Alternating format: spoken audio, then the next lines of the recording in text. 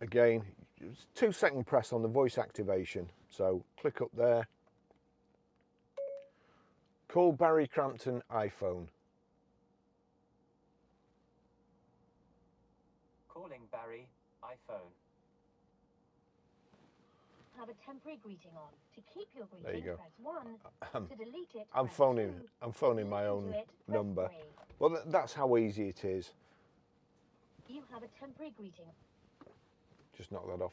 It's so simple. It's a great system, and it's getting better all the time. To go back to Mercedes Benz, just click on it like so. That's it. That's how you do it. Thanks for watching. See you in the next video. Bye bye.